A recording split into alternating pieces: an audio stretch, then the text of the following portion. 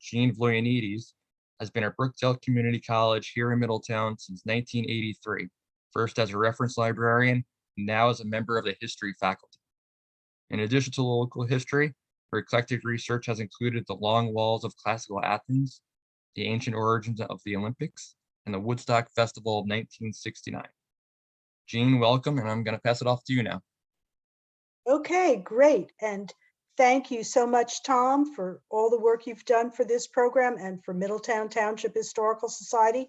And thank you to Randall Gabralian, and thank you for inviting me. So let's see if we can bring up the PowerPoint here. Get that going.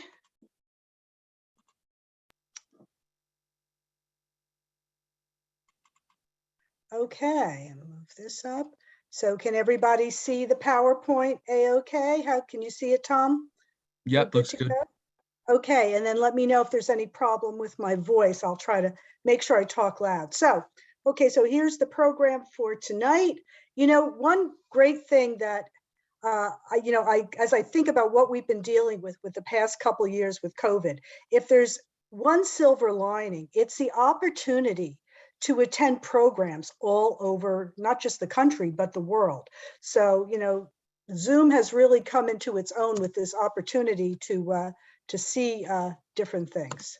Okay, so, all right, so if we go back in time to not that long ago, 1976, there were a group of Stout family descendants that turned out in Hopewell, New Jersey, one of the iconic Stout family locations founded by Penelope's son, Jonathan. And there were 97 Stouts who showed up in 1976 for a reunion. So, so we've surpassed them, you know, via Zoom. We've done well tonight. We haven't quite met the record of about 200 descendants that showed up in the 1920s in Hopewell. But who knows, if anybody else comes in, we might get there. But let me tell you a little bit about my background as someone who is probably a descendant of Penelope Stout and somebody who is a librarian and a historian. So I've been teaching at Brookdale, as you heard, since 1983. And you know, I am not a PhD. I don't have a specific focused area of expertise. Rather, I am a generalist. So I worked as a librarian, helping students learn how to use different kinds of resources. I managed a New Jersey collection at the college for years. And then I went back to graduate school and I got a master's degree in history, but as a generalist, because the classes I teach to the students at Brookdale are undergraduate courses and usually at the beginning level. So I teach courses like World Civilizations 1 or Recent American History. And it's the kind of courses the students take to transfer to other institutions when they're getting their associate's degree going on for their baccalaureate. We don't have a whole lot of history majors, which breaks my heart, but that's the reality. But most of the students we get are taking history courses for general education. And the reason I share that with you is, you know, I work with the students in a capacity where we're trying to think historically, average people thinking historically. So one of the things we do is we get students to try to take something that we call the 1,000-foot view. We kind of go up high and we look down, we try to take in the big picture of how history plays out. We also use something called the 4 C's. This comes out of one of the textbooks we use. We look at change over time. We look at comparing different circumstances. We look at the connections between circumstances, and we look at the context of individuals and historical events and so forth. And so by using these approaches, you know, we attempt to understand history. And these same approaches can help us when we're looking at Penelope Stout. So, so the other day, I was checking to see how many people belonged to the different Stout associated groups, because we've got the DNA group, which has, oh, let's see, how many folks do they have? they have a couple hundred folks in their group. And then the really big group is the Stout, family group that has like 2,300 people in it. So I saw this one post that came up, and I asked Anna O'Neill Barrett if I could share it, because what she put up is so typical of what so many people are going through. So she says, still looking for our Stout connection. It has been quite a journey without a proven family surname. According to DNA results by Ancestry and Family Tree DNA, we have many Stout matches. The problem is finding out where or who the connection goes through. The closest we have come to is an Ada Florence Stout who married into a Lewis family. If anyone has this line, please consider sharing what you know. Thank you. And so when I read that, I said, wow, that's what so many of us go through. So DNA has opened up lots of possibilities for us to explore, but given the inherent limitations of DNA, we can, only accomplish so much. And then of Jeanne? course there's, yes. Sorry to interrupt, Jeanne, but there's a black bar on top of your screen. I don't know if there's something that you Okay. can move or Okay. minimize. Is that better? It moved. Can you keep moving it? That black bar is what gives me the controls. So that's why I'm just curious to see. Yeah, I can't, thank you for mentioning that, but I don't know if I can do anything. Let me try it again from the current slide. Yeah, that's my control bar that comes up. So I don't know what else to do. Can you about move it anywhere on the If I screen? move it, it will cover the other parts of it just moves around the screen. I apologize for that. So I think,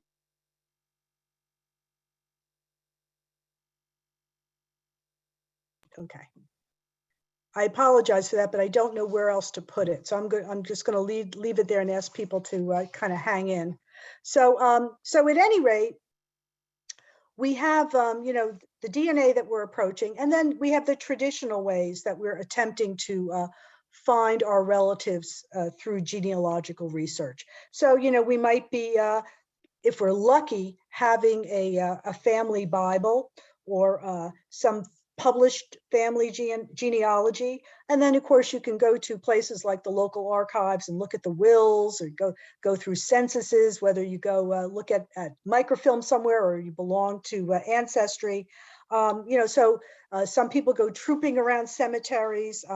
This is some relatives from my mother's side of the family over in West Long Branch that we've traced back. So you go around and you see what you can do, either because of the genetic connections you use or the traditional genealogy. But one of the things that happens when folks are approaching their research is that there tends to be this emerging conflict between genealogists seeking to prove the accuracy of Penelope's story based on what they're finding, and then skeptical historians who question everything. So that's one of the challenges that we go through when we're looking at the ways that we can try to understand the story of Penelope Stout. So let's focus for just a moment or two on the genetic genealogy, how we can figure out our relations, and potentially going back to Penelope using DNA. So let's see. So this is a excerpt from an article by Adam Rutherford, a geneticist, in Scientific American in October 2018. And so, of course, he is an expert, and that's who I look to give me advice on matters related to interpreting DNA for genealogy. And he says, when it comes to ancestry, DNA is very good at determining close family relations, such as siblings or parents, and dozens of stories are emerging that reunite or identify lost close family members, or indeed criminals. For deeper family roots, these tests do not really tell you where your ancestors came from. They say where DNA like yours can be found on Earth today. By inference, we are to assume that significant proportions of our deep family came from those places. But to say that you were 20% Irish, 4% Native American, or 12% Scandinavian is fun, trivial, and has very little scientific meaning.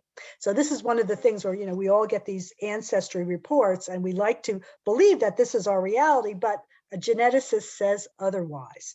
We all have thousands of ancestors, and our family trees become matted webs as we go back in time, which means that before long, our ancestors become everyone's ancestors. So, DNA, has its inherent limitations, at least as it's currently constituted now. So there are, of course, the different tests you can take if you use DNA. So the most frequently focused on tests are the autosomal and the Y-DNA. Autosomal because both men and women can do it, and you can trace back so many generations. But as one of the things that comes up after about 5 generations, it's very, very difficult to say for sure where your connections are. So that's why matching autosomal DNA to other forms of genealogy can be helpful. And then, of course, if your last name is Stout and your father was a Stout and his father was a Stout and his father was a Stout, well, then you've got, the chance of using Y-DNA for tracing your lineage through generations that way. And, the mitochondrial, even though, Penelope is our mother of Middletown, our mother of Monmouth County, but that's kind of tricky because that is only passed from mother to daughter, so that becomes problematic. And as you can see, the number of people buying these genetic testing kits is enormous. So let's try to understand them just a little bit better. So I'm going to stop the share for a moment. And I'm going to bring up another screen that has 2 very, very short videos from the University of Utah. One of them explains autosomal DNA testing or DNA, and the other describes the Y-DNA. And I apologize for that black bar, but I don't know how to get rid of that. So let me just bring up these other ones and show these videos here. Hope everything works. Okay, so first autosomal DNA. So can everybody see that? You got that, Tom? Yeah, I can see it. Okay, good, okay. Autosomal DNA. If you were to look inside the nucleus of one of your cells as it was getting ready to divide, you would see that it contains 46 packages of DNA. These DNA packages are called chromosomes. Chromosomes come in matched pairs. 22 pairs are autosomes. The other pair determines whether you are male or female. Each pair of autosomes is inherited in the same way. We will focus on one pair of autosomes and follow its inheritance. For each pair of autosomes, one came from your mother and the other came from your father. Just like you got one set of autosomes from each of your parents got one set of autosomes from each of your grandparents. Before your parents passed their autosomes down to you, each pair of their autosomes was randomly jumbled through a process called recombination. So the autosomes that you inherited from your parents are really made up of a random mixture of your grandparents' autosomes. Going back one more generation, your grandparents' autosomes were passed to them by your great-grandparents. Their autosomes were recombined before they were passed to your grandparents, and so on. So your autosomes are random mixtures of your great-grandparents' autosomes. As you can see, your autosomes contain a complete genetic record, with all branches of your ancestry contributing a piece of your autosomal DNA. But the genetic contribution of any one ancestor becomes more disjointed with each generation. Close relatives share large fragments of DNA from a common ancestor. The size of the fragment shared by more distant relatives is smaller, but even the smallest fragments can be useful for learning about deep ancestry. Therefore, autosomal DNA can tell us about both deep ancestry and our recent genetic past. So therein lies the challenge when we look at Penelope as being our 8th great-grandmother, our 9th great-grandmother, our 10th great-grandmother, because of the diminishing returns from autosomal DNA with each successive generation. So to look at another approach for males tracing through their paternal line, let's take a quick look. This is even short, it's only a minute long, on Y chromosome DNA. Y chromosome DNA. The Y chromosome is one of the chromosomes that determines whether you are male or female. The Y chromosome is present only in males. Because each man has only one Y chromosome, there is no recombination. Instead, the Y chromosome is passed down directly and nearly unchanged from father to son. Because of its unique pattern of inheritance, Y chromosome DNA is only informative about a small fraction of ancestors, just those in the direct paternal line. However, since Y chromosome DNA accumulates changes very slowly, it is a rich source of information going back many generations. It is important to note that even though a woman does not have her own Y chromosome, analysis of the Y chromosome of a living relative, such as her father, uncle, or brother, can reveal information about her paternal lineage.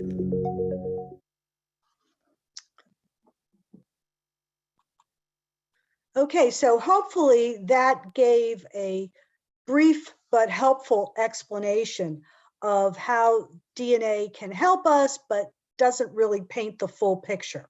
So if in addition to looking at the DNA forms of genetic genealogy, then we go to the more traditional forms, and then I'm going to be a librarian and hit the books. So let's take a look at some of the sources that we know where we can trace Penelope's story through different written records.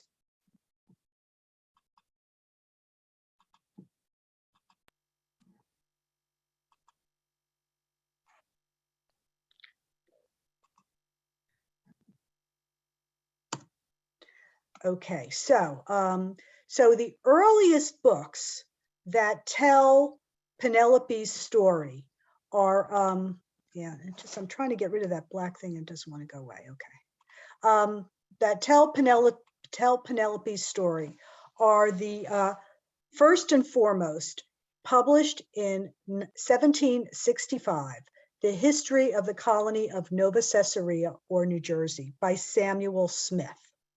So this one comes out approximately 100 years after Middletown is settled. So what you want to keep in mind is that what Samuel Smith is putting down in print is an oral tradition that has been passed down either through family members or through local communities that have shared Penelope's story.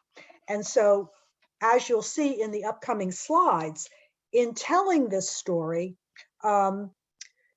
Smith plays the role of a good historian.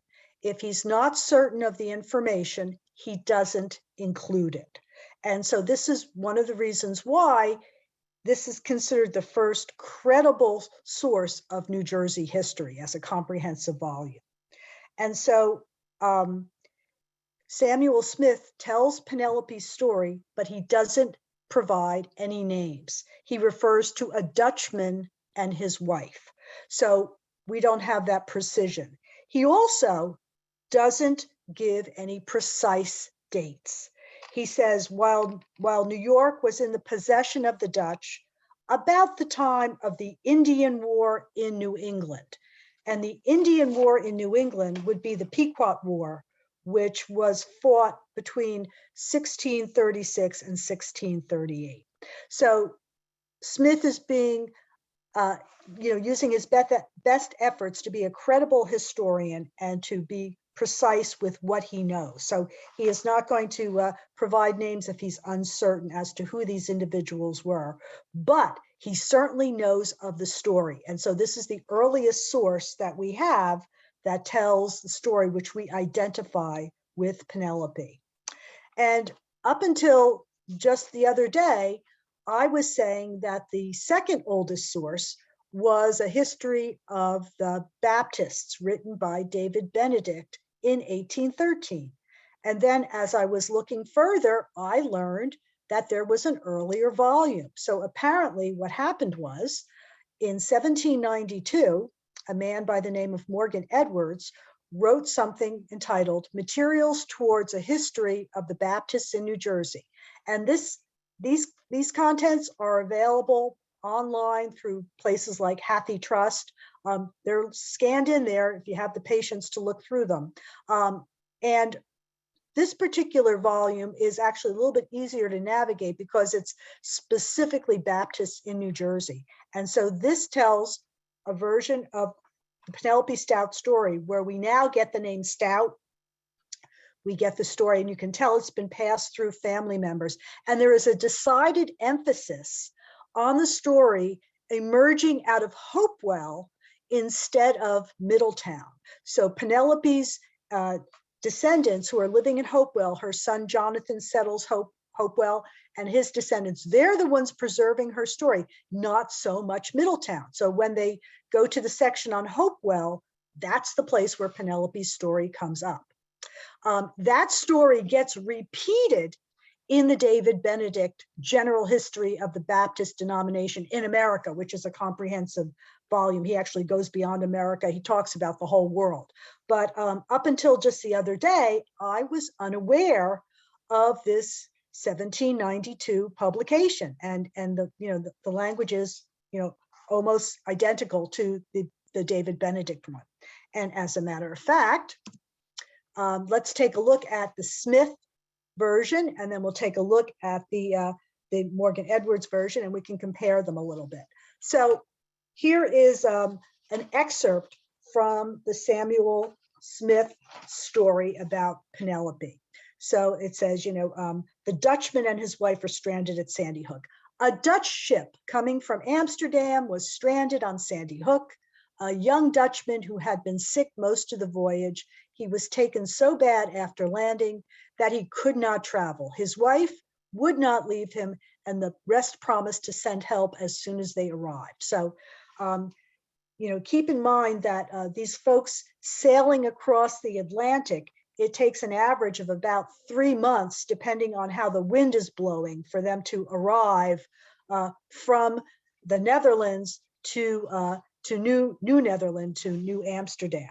And so this particular ship, as you know very well, is stranded at Sandy Hook. And what's interesting is if we look at a map put together by Vanderdock in 1656, we get some interesting interpretation of geography in New Jersey. So, we see the places where they're familiar with, where, sailing into Sandy Hook, you see Port May, Godin's Bay, and then you can see Pavonia, that early settlement that's near where Jersey City is today, and you see New Amsterdam there. But if you look further to the south, some of the geography has mountains down by Cape May. So you can see that it wasn't completely well understood. We do also get mountains as you go up the Hudson. And the other thing that he has listed, which is also useful to be aware of, is the different groups of Lenape Indians listed in their locations. So, so we get this story put out by Samuel Smith about the Dutchman and, waiting for help over near Sandy Hook. Now, here's an actual photograph of the 2 pages from the Morgan Edwards volume from 1792. So I figured, let me just take a picture of it and put it in there. So here's how you would be reading this original And it, as you can see, it uses that old English script with the S's looking like F's. And so we get more specifics here. We get specifics about the Stouts, about the father's name of Penelope being Van Princess, and so forth. And so if you look at what that name Van Princess could mean, Van meaning of or from, Princess meaning from royalty or acting like they're royal, we get this particular interpretation of that last name in general, and we can see, do we want to apply it to Penelope? This is what is reported. And then we get the story of the attack. And what's interesting is that there are consistencies with the attack. It's always that one shoulder is fractured, her skull is fractured, and that she is sliced across the abdomen and has to hold her bowels in with her hands. You always get these same these same physical descriptions of what is done to her. So that is an interesting thing. You don't see variations in that. And then the other part that is also consistently told is after the attack, she seeks shelter in a hollow tree. And this must be a very 18th century word, excrescences. She's eating the excrescences from inside the tree. That word always comes up. But other parts of the story are different. So we see sometimes where it is two Indians encountering her, an old one and a young one, and they discuss heatedly what should happen to her, save her or kill her. We see other versions in family stories where it's an Indian and a dog. Sometimes the Indians have killed all the people that have been shipwrecked, not just Penelope's husband. So there's variations. But we also get, the fact that one Indian does carry her off, does save her, and then, eventually she is going to make her way to New Amsterdam. And in this case of the Morgan Edwards version, we've got specific names given of the children, the offspring, and so forth. So the one major error in this rendering is on the page on the left, where right about in the middle of the page, it dates the year that the ship sailed to New Amsterdam. And it says about the year 1620. That is a very, very questionable date because there were no voyages from the Netherlands to New Amsterdam until 1624 or after.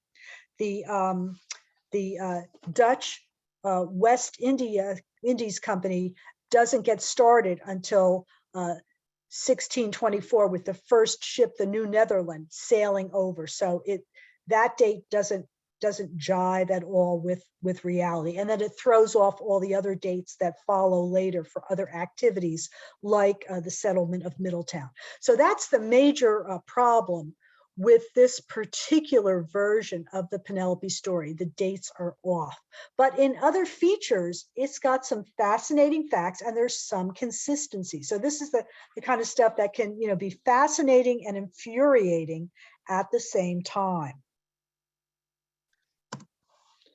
And then we've got, going back to the Samuel Smith version, this story that comes up time and time again about, who decides whether they're going to save Penelope or whether, they're going to kill her, and then that she gets taken to this location in present day Middletown where, she gets cured. One of the things that always gives me pause is to think about how long Penelope had to stay in order to heal.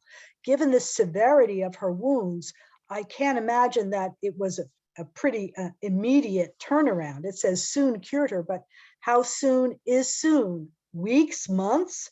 And then you wonder about the relationship that she's going to develop with this Native American who takes care of her, this Lenape. How did they communicate to one another? And of course, eventually, as we know, she's going to want to, go and be among other Europeans. But one of the things that some scholars have pointed out is that this idea of an old and young Indian motif appearing in other stories of captivity, where two Indians are fighting over the fate of a European woman. There is a story related to Mary Rowlandson. There's a story related to Jane McCrae. They're two of the famous ones that come up in the historical literature, and they have this similar motif. So you get certain patterns that emerge in the telling of this tale, which historians can see when they look at the bigger picture. And then also, looking at what happens to Penelope after she is healed and after she makes her way to New Amsterdam and then Gravesend, where she's going to settle down. There are parts of it that are told that we see the relationship with the Lenape. So the old man, her preserver, gave her a choice to go or stay. She chose the first. So in terms of him not saying you will stay with us, he gives her a choice. That's very much in keeping with the egalitarian social ways of the Lenape. And then we get this section where, as in the Benedict account and with the Morgan Edwards account, and then the meeting of Richard Stout and getting married. And so she is going to be married to him and at Gravesend. And based on what seems to be available, it looks as if many of these children were born in Gravesend and later go with the family when they go to settle in Middletown. And it's good to be aware of the dynamics of the Gravesend settlement because it's so significant. So it is settled by the first woman to found a settlement in the New World. And she designed this settlement. So the New Netherland Director General, William Teft, who is known for fighting with the Indians, but he is making peace with English. He allows this community of Anabaptists, religious toleration is going to be practiced. He allows them to settle in this area of Gravesend, and they get 7,000 acres. Half of it is salt marsh, wetlands, sand dunes, typical shoreline environment. And so it starts out with about 14 families led by Lady Deborah Moody. And eventually it's going to have like 40 farms surrounding this general village. And this is where, Richard Stout, who has left England, and there's a whole series of stories that come up about him, he and Penelope meet, marry, and then have their family. So, so we get the only account that quotes Penelope comes from Gravesend, where in 1648, she is a witness in a slander trial. So this is very interesting. She talks about how she observed somebody milking someone else's cow. So, essentially stealing milk, and she spoke up about it and she apologized for any problems. So, but that's the only record that we have that's official that gives us an idea of who she was as a person, because she is voicing, a sentiment. So, so interesting source to look at, this history of Gravesend. Once again, you can find it online. So that came out in 1884. And so then we've got, the whole settlement of Middletown and the Monmouth Patent. And one of the other important sources that we want to look at is the history of Monmouth County, New Jersey. So Franklin Ellis in 1885, composes this very thick tome. And the way he assesses the Penelope Stout story is, he says, there is beyond doubt a good deal of romance and inaccuracy in both these accounts, both Smith and Benedict, and by virtue then also Morgan Edwards. Though in their main features, they are probably correct. So Ellis is thinking about this historically as well. So he's willing to acknowledge that that there are features of truth, but then some, inaccuracies, and as he puts it, romance. This elaboration that gets told over time with each repeating of the story. And so we also want to keep in mind that we've got the Stout family genealogies, these family stories that are shared and published. So the oldest one that I have been able to find in my travels is the one by Nathan Stout from 1878. And I'm pretty sure I tracked that down up at Rutgers. Several years ago, I looked at it. And so one of the variations in that story, keeping in mind that it would have been passed down through generations of Stouts, is that there's no two Indians finding Penelope on the beach. It's the Indian and his dog. And Nathan Stout makes no mention of Gravesend. He just mentions, New Jersey, Middletown.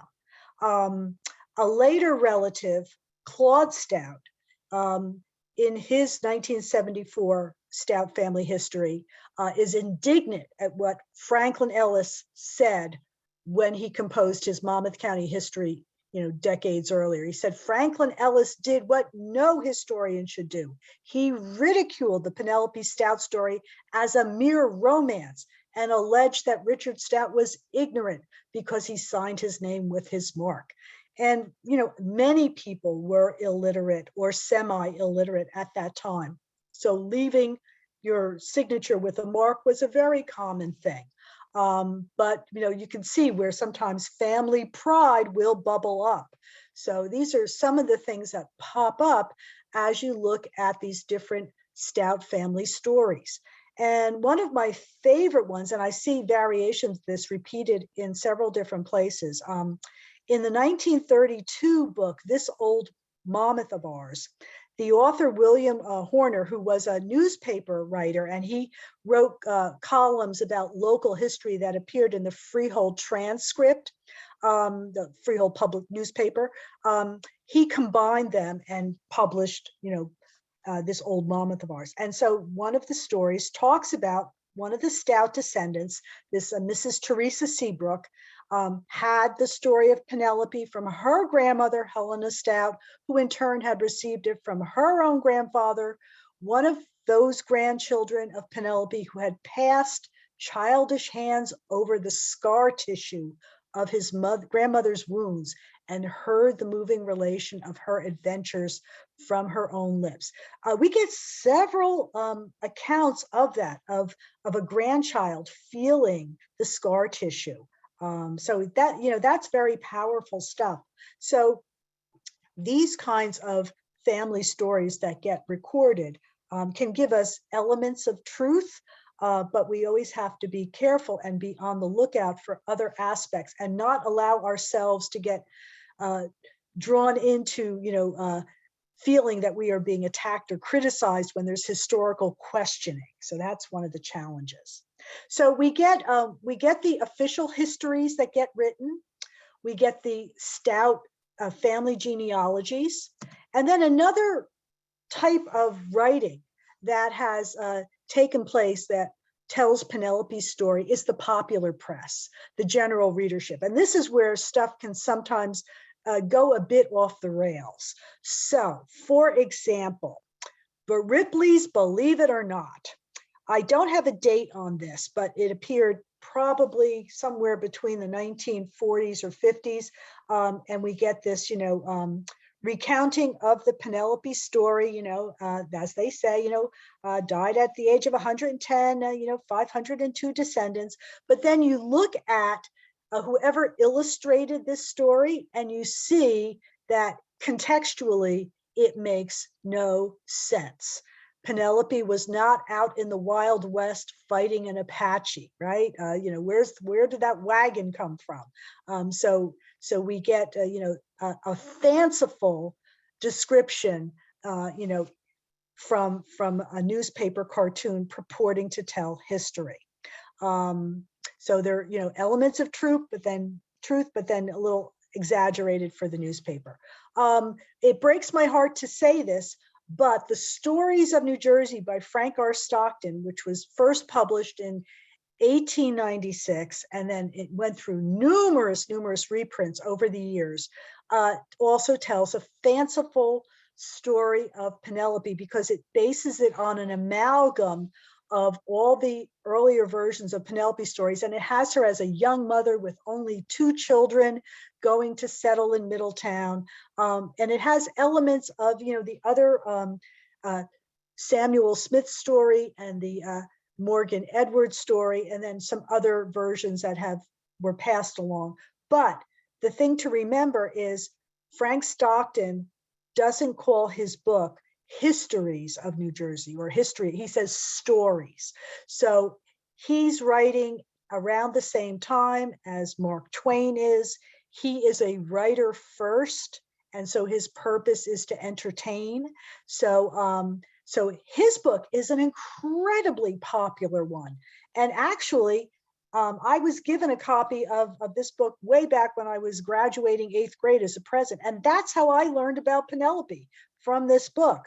But you can't really take it as completely serious history. It's got too many holes in it once you start looking.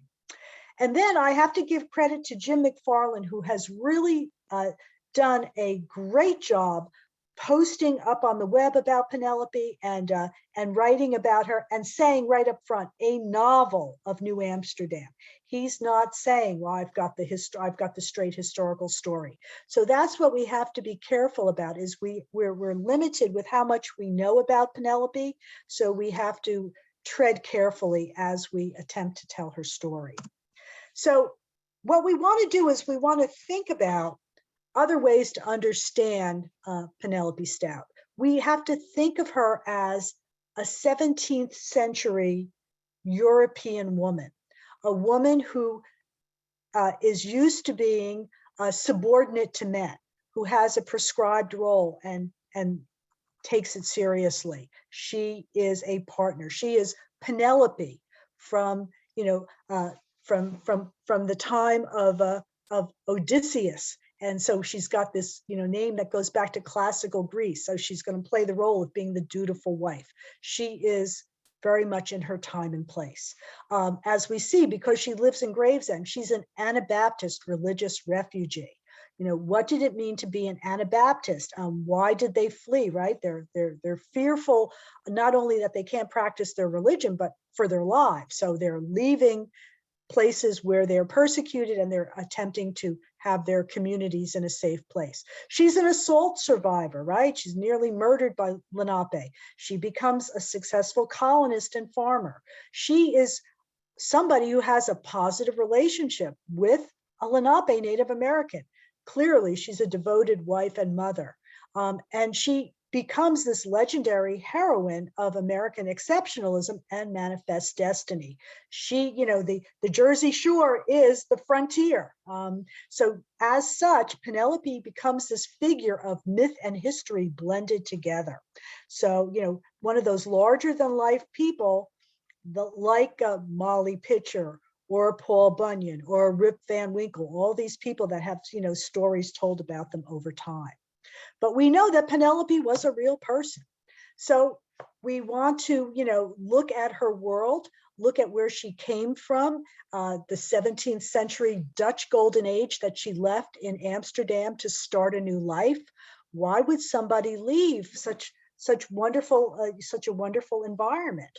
Well, as Russell Shorto says in his book, Island at the Center of the World, you're going to leave the Netherlands because you are desperate. Maybe you're a refugee. You're very poor.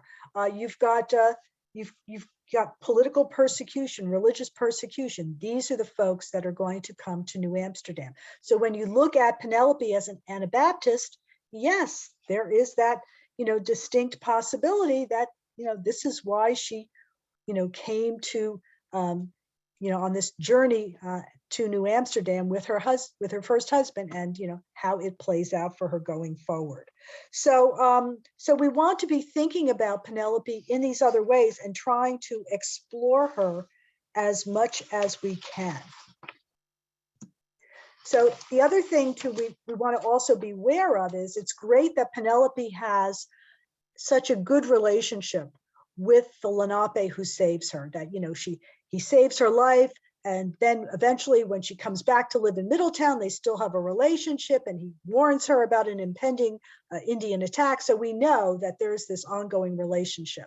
But as noted by Edwin Burroughs and Mike Wallace in their history of New York, Gotham, in general, when Europeans, and particularly the Dutch living in this area, looked at the Lenape, they looked at how they lived, with how they moved around. They didn't have a permanent village. They would have seasonal habitation sites.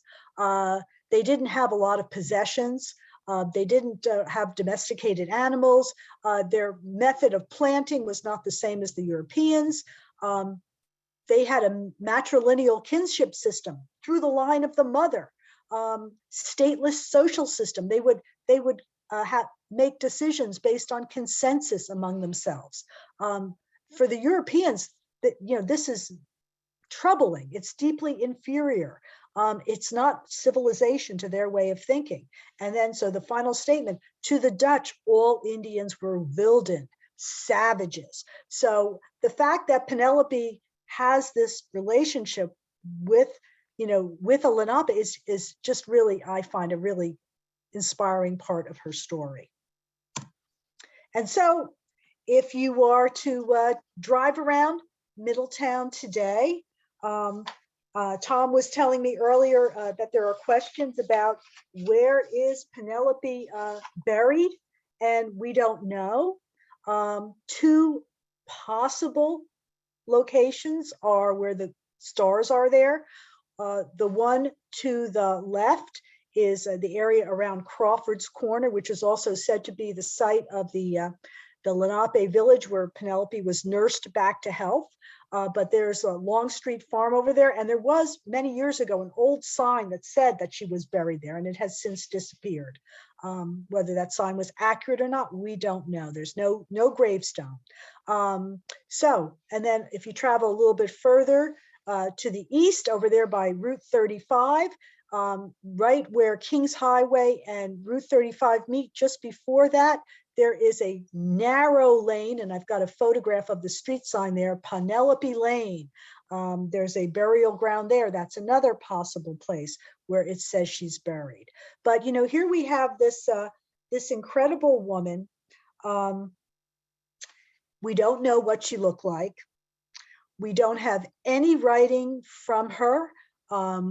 We only have that short passage from that trial, the slander trial at Gravesend, but we've got these incredible numbers of descendants, right? The woman who was as good as dead, and is able to heal and live life and have all these incredible people go on. So she is my Wonder Woman for colonial America, and so she's inspiring in that sense. So whenever we have a bad day, it's always good to think about Penelope and say, well, things aren't so bad for me after all, are they?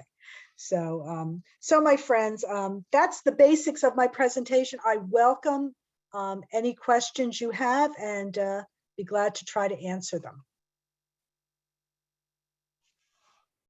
All right, thank you, Jeanne.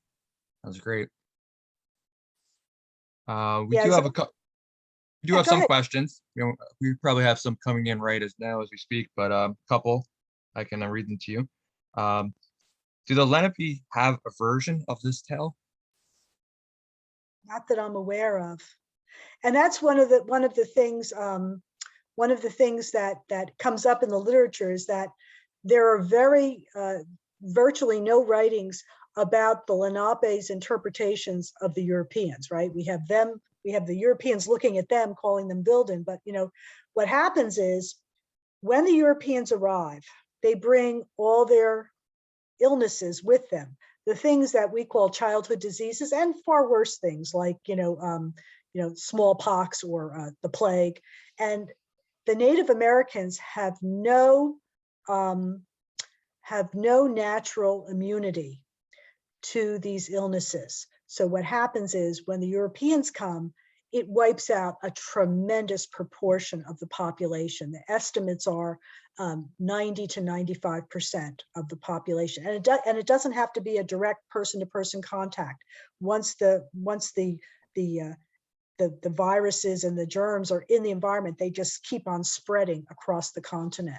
So we decimate Native American populations, and so that, and then we take seized land and then we're pushing them out too. So no, long answer, but no, we really don't have an account like that. Would be fascinating if we did. Yeah, it would.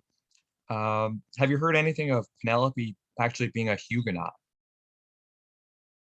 No, but that doesn't mean, I don't claim to know everything. Everything I've seen has placed her in the context of the Baptists, the Anabaptists. So the fact that, one of the clues you take is when she is brought from the Indian village where she's nursed back to health, and she's brought up to New Netherland, where does she end up? She ends up at Gravesend. Why? Why isn't she in New Amsterdam? It has to be some affiliation. Why would she go there if she didn't have an affiliation with them? I don't know.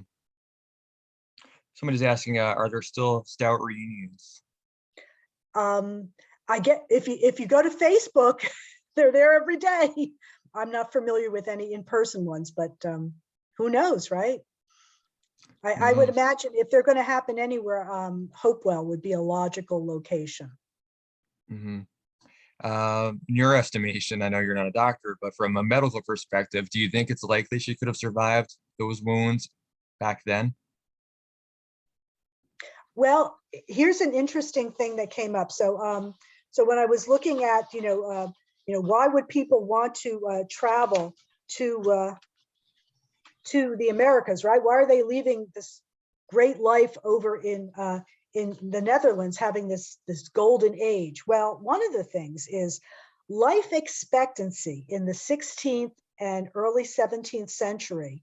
If you were living in England, as the one example we have, they thought the average life expectancy was about 40 for somebody living in England. If you go over to the Americas, you could add easily about 20 years on to that. So average life expectancy jumps then for women to about 60, men to about 65. Why? Well, the setting was better. Less urban crowding and less disease spreading, less polluted water. So the fewer disease outbreaks, it's worse for the Lenape, but for the Europeans, it's better. So, and they said, a typical English woman in the Americas would give birth to 8 or more children, and many would survive to adulthood. So, so it did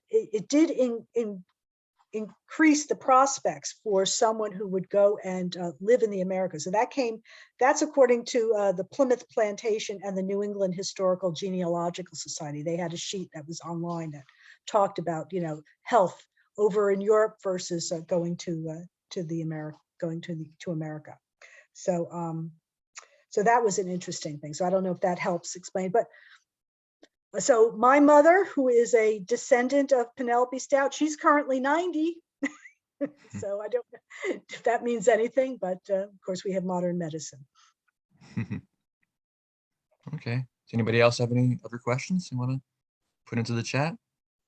I'm going through the most recent ones now. Do you know anything about a so-called Stout House in Atlantic Highlands? No, I don't, but I wouldn't surprise me. There's Stout houses all over the place. I used to live in the Neptune area, and then there was a Stout house over on Route 33 that was a farm surrounding it, and it got torn down and turned into, I don't know, Quick Check or Stop, one of those convenience stores. Broke my heart. So there's Stout houses all over the place. So Okay. don't know. That's, yeah. Are you working on anything else involving Penelope or that era? Actually, I do little bits and pieces, and that's why I thank you folks for inviting me today and for giving me the opportunity to force me to work on her, because I tend to get sidetracked when I'm teaching. I'm focusing on the semester. So this is something I'm going to hold on to and really spend some time on when I retire, because as any of you know who do family research, it can easily become a full-time job, right? We just got a question in. Are you aware of alternate theories of Penelope's biography that have gained popularity in recent years? Specifically the Kent Island, Maryland theory?